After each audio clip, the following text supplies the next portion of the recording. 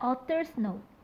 When I was little, my harmony told me stories. My younger sister and I would curl up in bed with her, and as she spoke of ghosts and tigers, our world filled with magic.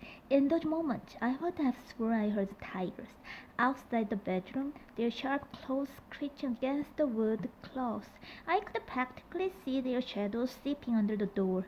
On those nights, I felt connected to a line of Korean women I'd never known, as if their stories still lived in my blood.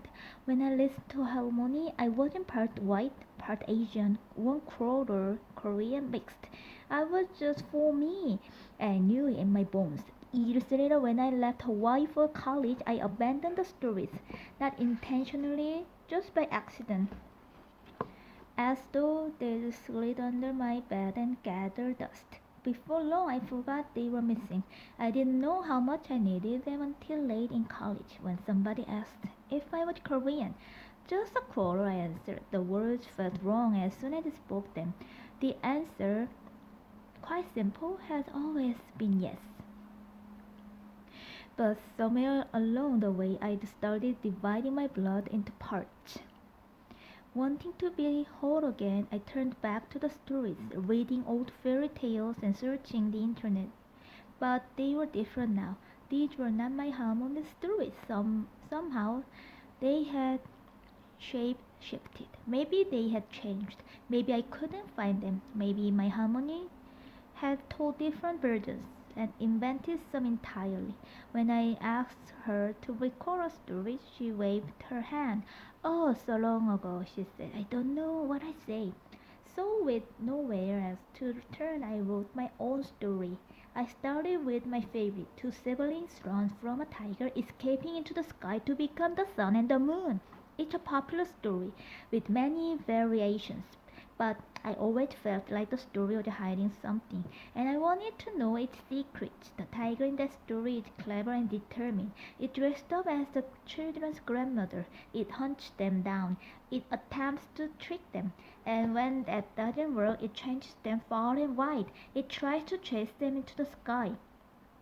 The tiger is ceaseless in its pursuit, and I always wondered, what does it mean? What does it want? Nothing too crass at me. This felt like more. What could be so important, so powerful that the tiger would chase these children across the world? I wrote a dozen drafts in search of the answer, but it did not come easily. It was as if I had to prove I was trustworthy before the story would reveal its secrets. So I worked for it. I dug back through my family history and the history of Korea. I read about colonialism and oppression, about a hidden language and forgotten stories, about comfort women and imposed silence.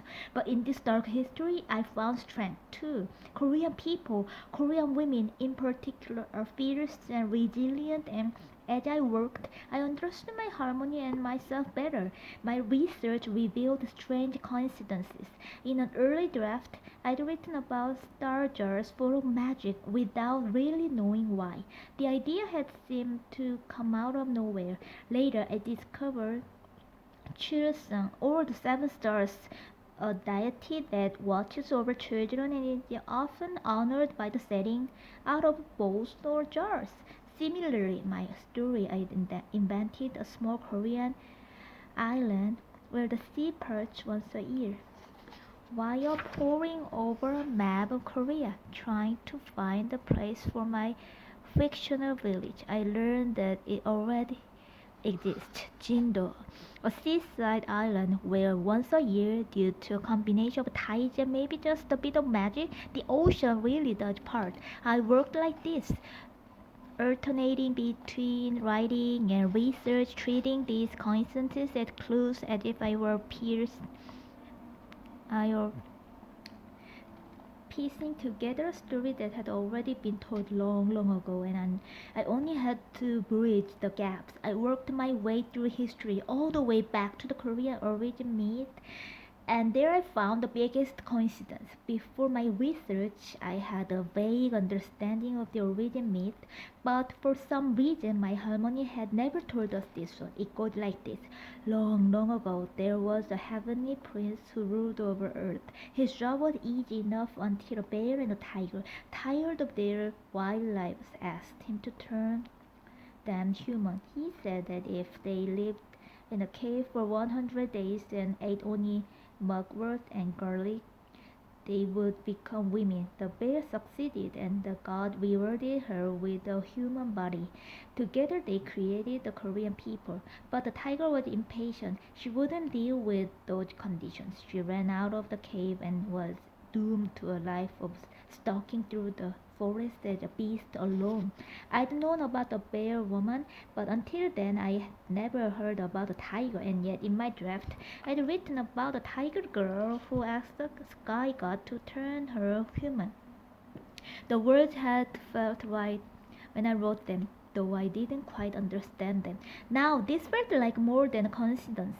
Yes, maybe I'd heard the story before and it had borrowed, long forgotten in my subconscious. But all the same, I felt connected to something bigger. I felt the way I had so many years earlier, as if these stories lived in my blood, even the ones I've never heard before. I dug deeper into the myth and found a critical essay called Begetting the Nation by Seung-suk Moon. According to Moon, the transformation of a bear into woman carries the deep social meaning of womanhood, ep- epitomized by patience to endure suffering and ordeal. And with that, my story finally fell into place. Here was the secret history, because if the bear represents Korean women, or a version of womanhood that means suffering and silent endurance, what then of the tiger? What about the woman who refused to suffer and was banished for it? What would happen if she came back? What would she want, and what story would she tell?